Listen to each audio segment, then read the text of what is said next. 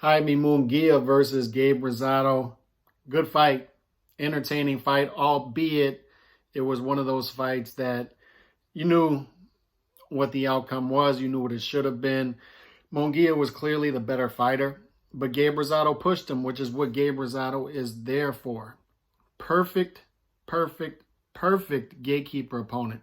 Gabe Rosado, which is why Gabe Rosado gets so many fights like this. He's a guy who is good at everything, bad at nothing, great at nothing. So if you have an up-and-coming fighter that you're trying to test, trying to get to that next level, see if he can graduate from this level to the next level, get past the gatekeeper, Gabe Rosado is the perfect opponent. Dangerous, but not too dangerous. That's Gabe Rosado. And Gabe Rosado did a good job of fighting on his front foot because this is the type of fight that it's a battle of the front foot. Whatever fighter is on the front foot is going to be the fighter winning the action. And obviously Munguia was the guy probably 80% of the time on his front foot, but Gabe Rosado did a good job at points of holding his ground, getting Munguia on his back foot and landing some shots coming forward. But Munguia just too much, too young, too fresh, and just a better fighter than Rosado. And it showed in this fight. Munguia graduates to that next level now. Now we can start talking about where does this guy rank with the top middleweights out there? I would consider him at this point a top 5 middleweight. I would put him right there at number 5. I mean, you got Triple G, you got Charlo, you got Andrade, you got Murata, and now you got Munguia in the mix. And there's been a lot of talk about where is Munguia's ceiling. We know he's an entertaining fighter.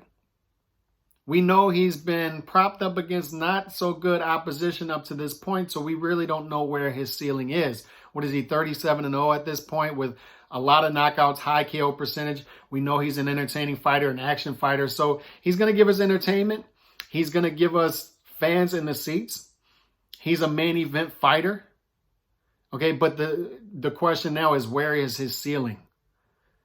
Okay, we know he's an entertaining fighter, but is he a good fighter? Is he a really good fighter? Could he possibly be a great fighter? Where is that ceiling? We're starting to get the first piece of the puzzle here with him beating Rosado. Okay, he can get past that, the gatekeeper. Now we start talking about where does he fit with those top 5 middleweights? Well, Triple G and Murata are going to be fighting each other next month. How would he match up against the winner of that fight? How would he match up against the Charlo? How would he match up against Andrade? Would Andrade's lateral movement and boxing ability give Munguia fits?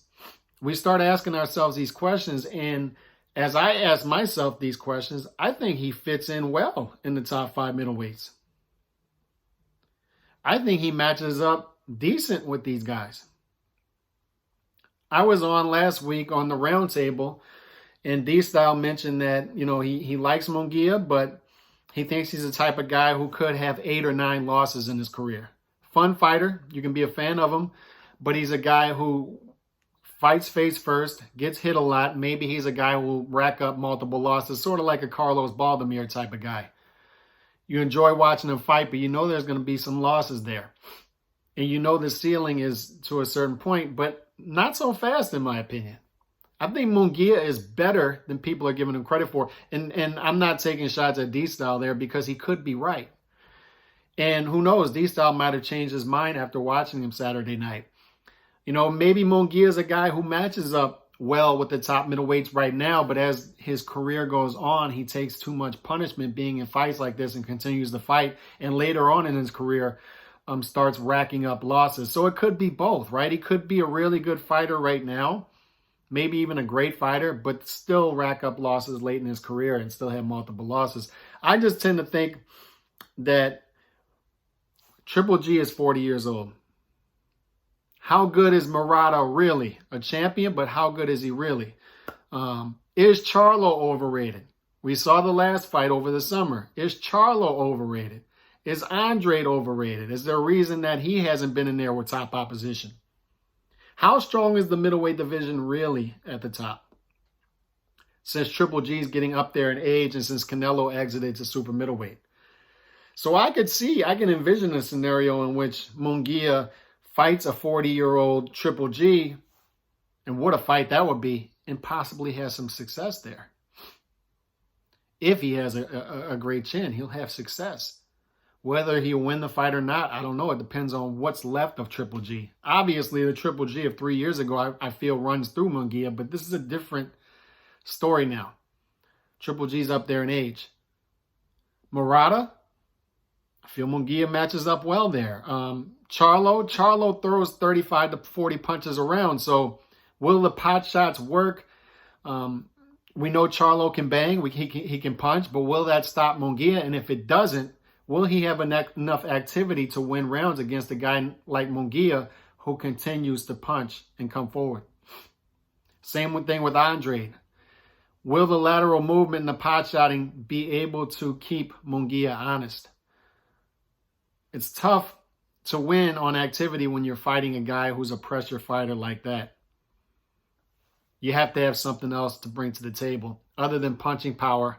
I don't know. I just think that Munguia matches up better with the top middleweights than people are giving him credit for right now. And he's a better fighter than people are giving credit for. There's a method to his madness.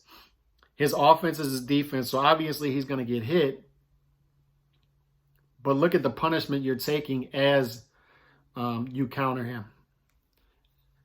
Gabe Rosado showed that. Gabe Rosado was coming forward, and he took punishment as he was coming forward. And it's tough to keep up that pace throughout the fight, which is why Munguia was pushing Rosado on his back foot a lot as well. So a lot to unpack here. But what we know as of right now is Munguia is a good fighter. Munguia, if he's not top 5 in your rankings, he's right there. And these matchups at the top of middleweight are intriguing. They are. I think he matches up. So that's where I'm at with it. Y'all let me know what y'all think about Jaime Munguia. And by the way, Gabe Rosado is going to get more fights like this. That's what I was saying. This isn't a must-win. This wasn't a must-win for Rosado. He's going to be fine regardless. He's the perfect gatekeeper opponent, so as long as he's healthy and he wants to roll himself back out there in 2022, he'll get more shots like this. So don't feel bad for him, and he got a nice payday. I think he got like $600,000 for this fight, so good for him. He deserves it, and he'll be fine. But Munguia, what do y'all think about him? Peace. God bless.